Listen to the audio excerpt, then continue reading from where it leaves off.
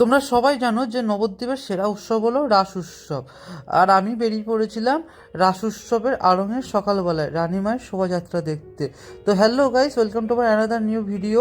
কেমন আছো তোমরা সবাই? আশা করি সবাই খুব ভালো আছো। তো তোমরা দেখতে থাকো ফুল ভিডিওটা, স্কিপ করবে না। চ্যানেলে নতুন থাকলে চ্যানেলটাকে সাবস্ক্রাইব অবশ্যই করে দিও। তো গৌরাঙ্গিনী মায়ের শোভাযাত্রায় বেরিয়ে পড়েছিলাম। এটা ছিল পোড়ামাতলা রোড। এখন ধপোয়ালির মোড়ে আছি। তো মা অনেকটা দূরে চলে গেছে, আসলে আমার বেরোতে একটু লেট হয়ে গেছিলো। তো প্রচণ্ড ভিড় ছিল, অনেক অনেক ভিড় ছিল।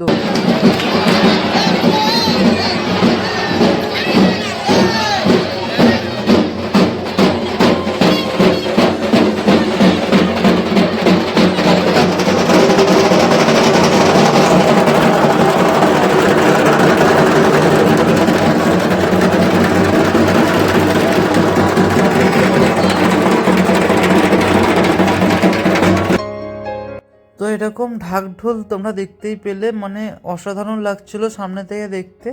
তোমরা যদি এবছর না এসে থাকো নবদ্বীপের রাসযাত্রায়, অবশ্যই পরের বছর কিন্তু দেখতে এসো। দেখার মতো হয় আর হেভি সুন্দর লাগে দেখতে। আর এই যে রাস্তাতে যেতে যেতে আমার সাথে কিছু ভাইয়ের দেখা হয়ে গেল, আর অনেক বন্ধুদের সাথে দেখা হয়েছিল যাদের সাথে অনেক দিন আগে স্কুল লাইফে যাদের সাথে আর কি পড়তাম, তাদের সাথেও দেখা হয়ে গেছিলো। মানে খুব ভালো লাগছিল, কিন্তু প্রচণ্ড ভিড় ছিল। হ্যাঁ, মানে অনেকের তো ফোন হারিয়ে গেছে, জুতো ছিঁড়ে গেছে, আর দৌড়াদৌড়ি হয় রীতিমতো ওখানে।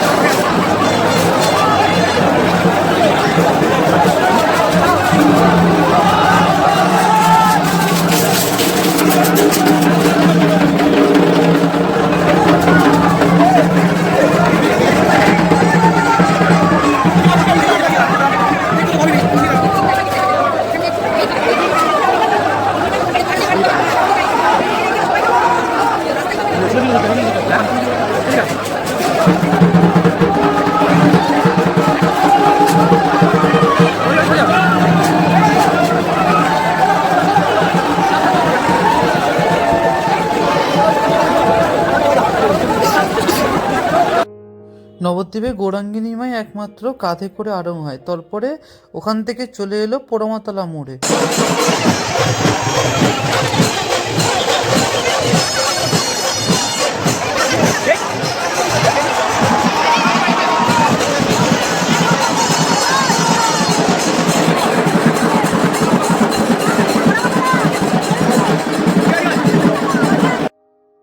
একটা নির্দিষ্ট রাস্তা আছে, মানে এরকমভাবে থানা থেকেই করা হয় যে এইটুকুর মধ্যেই মায়ের শোভাযাত্রা হবে।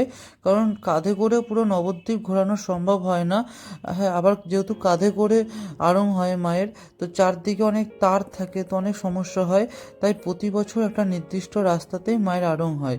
তারপরে আড়ং কমপ্লিট হয়ে গেলে মায়ের বিসর্জন কিন্তু সেই দিনকেই হয়ে যায়।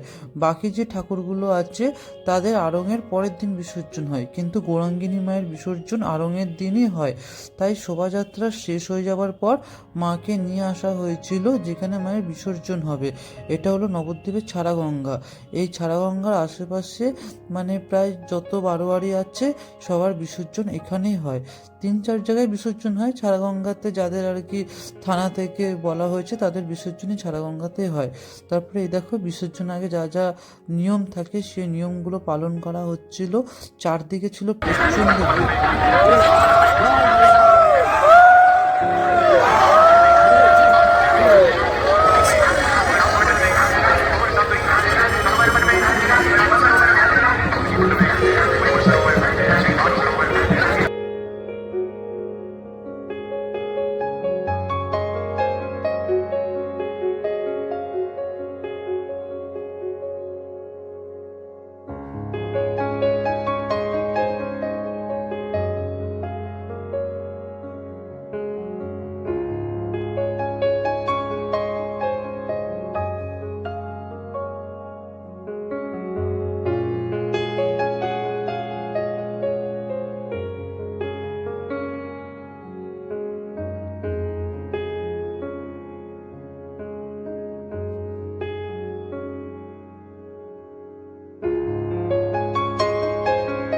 যেহেতু মাকে কাঁধে করে নিয়ে আসা হয় তার জন্য একটু সময় লাগে, কারণ কাঠ দিয়ে ভালো করে মাকে বাঁধা হয় যেন পড়ে না যায়।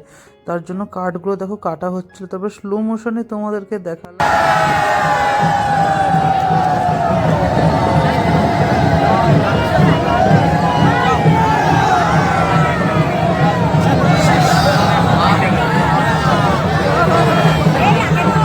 সাবস্ক্রাইব করে দিও, আমাদের পাশে থেকো। আর যখন পুরো শেষ হয়ে গেল সবাই চলে যাচ্ছিল, আমার মনটা খারাপ হয়ে গেছিলো, আমিও বাড়ি চলে আসছিলাম। ভিডিওটা এখানেই শেষ করছি। Tata, bye bye, take care.